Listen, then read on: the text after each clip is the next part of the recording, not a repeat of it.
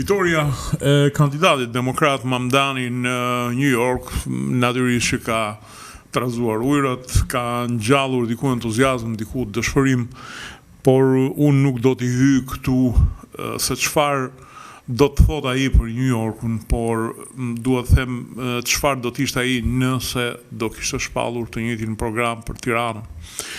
Zakonisht me të tilla programe, të cilat janë populiste, ngjallet entuziazmi i njerëzve dhe nuk është vështirë që të fitosh vota.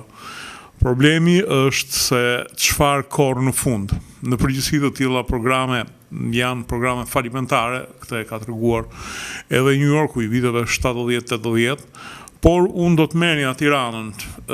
Tre janë pikat kryesore të Mamdanit, le të themi, të cilat nëse do zbatoheshin në Tiranë, çfarë efekti do të kishin. Është së pari autobusët falas.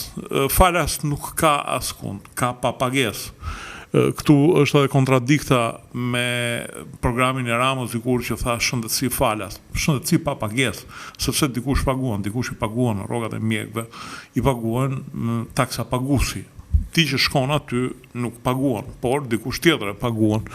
Kështu që autobus falas nuk do kishte në Tiranë, do ishin autobus që i paguan të dikush tjetër nga taksat.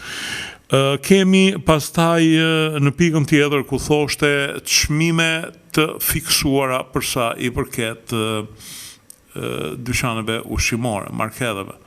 Edhe këtu unë shikoj që ka një spekulim.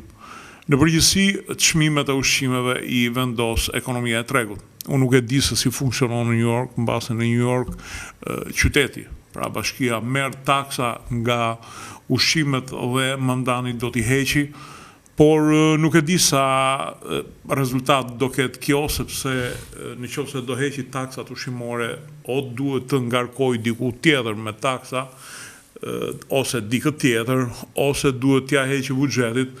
Mirë po, dihet që me buxhetin aktual që ka një bashki, është pak si e vështirë të heqësh taksa nga ushqimet, qoftë në Shqipëri. Për shembull në Shqipëri mund të ishte një metodë, mund të ishte subvencionimi i të varfërve, por kjo është shumë e vështirë sepse është një zë shumë i rëndësishëm i konsumit të një familje, dhe kjo do bënte natyrisht që të hiqeshin para diku tjetër në infrastrukturë, në mirëmbajtje, në shkolla, e të tjera.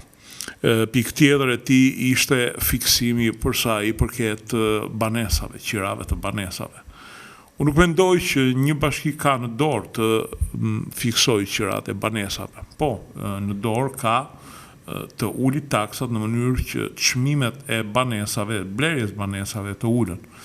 Mirë, por nëse kjo do zbatohej në Tiranë, neve do kishim një falimentim të bashkisë, sepse Bashkia e Tiranës, zërin më të rëndësishëm të buxhetit të vet e ka pikërisht nga taksa që u merr ndërtuesve për ndërtesat që bëjnë, është diku te 8%.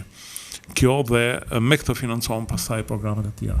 Nëse do ndodhte në Shqipëri, kjo do të ishte sigurisht falimentare për Bashkinë e Tiranës, mund të bënte që me këtë 8% të ndërtonte banesa të tjera sociale, ose të subvenciononte me bonus njerëz që kanë nevojë për banesa, por të fiksosh çmimin e banesave ose të ulësh qiranë e banesave, më duket një politikë jo realiste.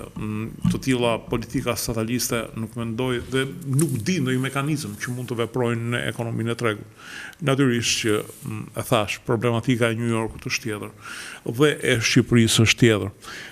Natyrisht ai që do të fitojë për kryetar bashkie në Tiranë duhet të ketë një program më specifik dhe më afër problemeve që ka Tirana, probleme të cilat me thënë të drejtën, unë nuk i kam parë të preken nga asnjë kandidat për Bashkinë e Tiranës, dhe që natyrisht është shumë e vështirë që të gjenden problematika gjithë përfshirëse.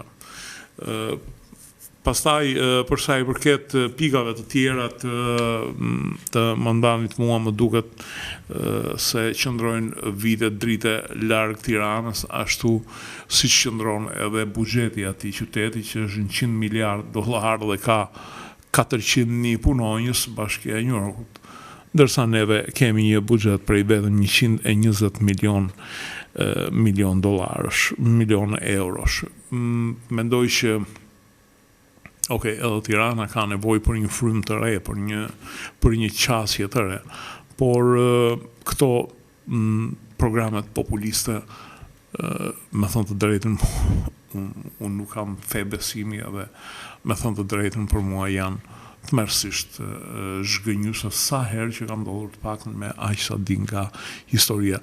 Gjithmonë e kanë çuar shtetin në falimentim, mbase ky ka zbuluar një mekanizëm të ri. Si gjithmonë në fund, unë ju rikujtoj të bëheni pjesë e kanaleve tona në YouTube, Dritare TV dhe të kanalit Rudina Xhunga. Faleminderit.